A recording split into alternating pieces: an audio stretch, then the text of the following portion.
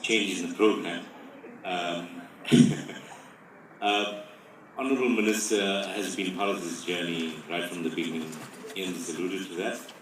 And because she has a very tight timeline, we're changing the program and she cannot leave without inaugurating.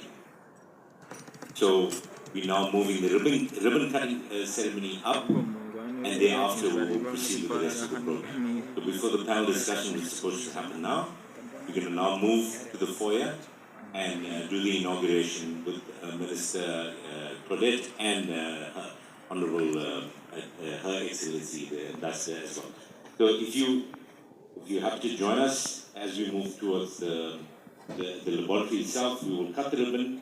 Unfortunately, you won't really go to see the lab just yet. You'll have to wait a little bit later for that. We'll come back here and we'll... It will enlarge its service offer and allows catering to additional startups. So, as I said, I'm extremely pleased to be here and I'm extremely pleased to see how Team Europe works closely together for the benefit of Rwanda and for Rwanda's future.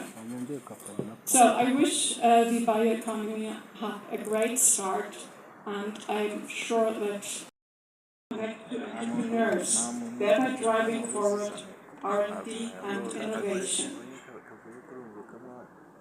This is why I'm truly delighted that Germany is going with Rwanda on this path and that we are here to accompany Rwanda's endeavors.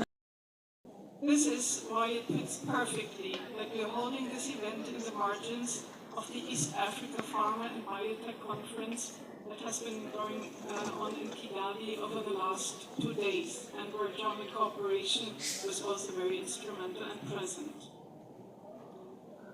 In fact, as has been mentioned before, we are...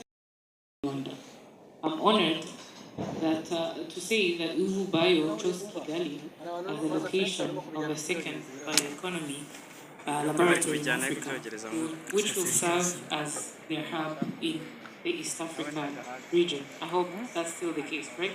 Yeah? Good.